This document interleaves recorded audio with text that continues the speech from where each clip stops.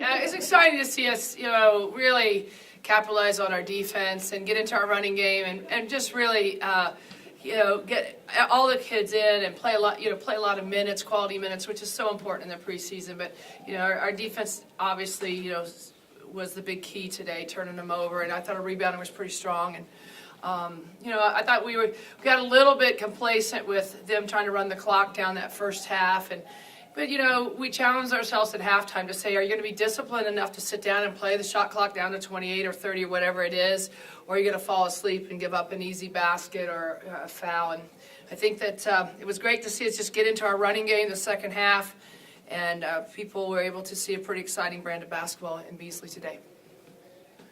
Have you ever had a team pull down, I realize that they missed a lot of shots, have you ever had a team pull down 50 rebounds? In regulation at least? Yeah, it's a big number, and holding them to 20-some% shooting, it's a big reason that's happening and stuff. But I don't know, Bobby'd have to look through the archives for that. But we tried to capitalize on sending 5 to the glass today, just because they weren't leaking out, and we were able to take advantage of it. I mean, Rosetta Azuzu 5'2" on the floor has 7 rebounds.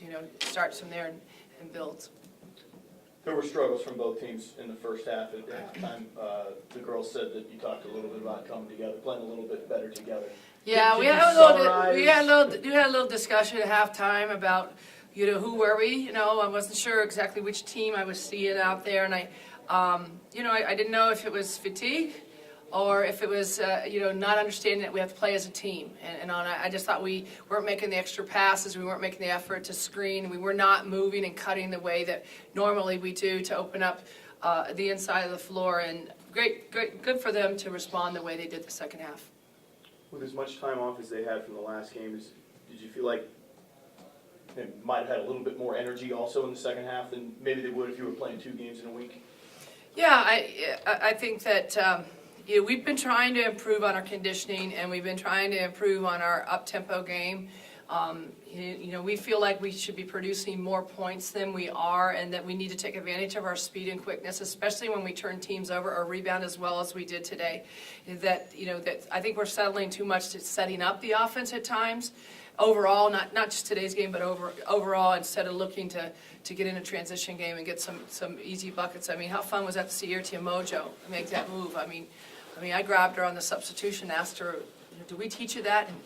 Because I don't remember that one, but she said, "No, I learned that one in Germany." She's a German player, but that was fun to see.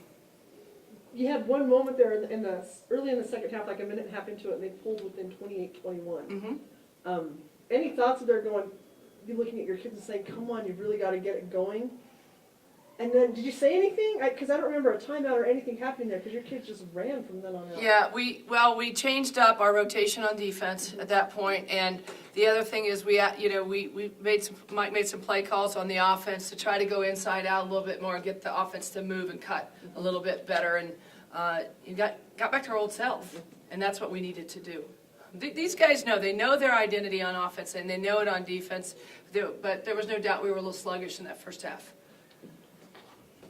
Talk a little bit about Rosie's night, 14-8, another spark off the bench, just kind of settled into that role.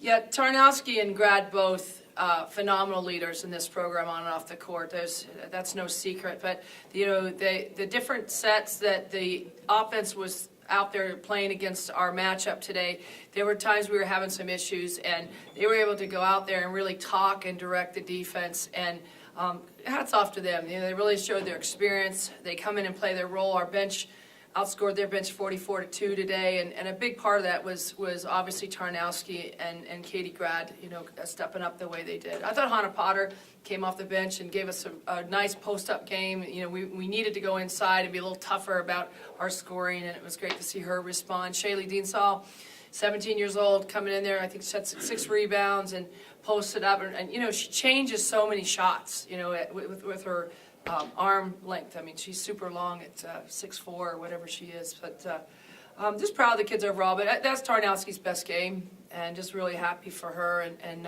But talking to Rosie after the game, she's just happy to get the win, and she's just really happy to see the younger players, under her guidance to play a lot better that second half. And that's what she's always been about, is team first.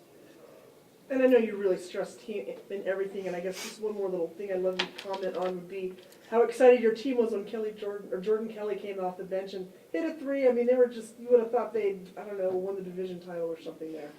Well, hopefully it's practice for that. But, you know, Jordan was not clear till late November because of her double shoulder surgery. And she's a kid that every day is working really hard to catch up. You know, it's tough to catch up when you miss so much time early in practice when everything's put in. But she's such a great kid, and she's got great personality, and everybody knows she's very talented. But it's nice to see her be able to get out there and get some quality playing time and look comfortable out there. And then you guys saw, I mean, the kid's got a heck of a shot. A heck of a shot. I mean, she's not a parade All-American. I mean, she is a parade All-American for a reason. They only picked 30 in the country and two-time player of the year out of Wyoming. So I think their teammates are just so pleased to see her. She's worked so hard to get herself out there and been behind a little bit, but she's catching up fast.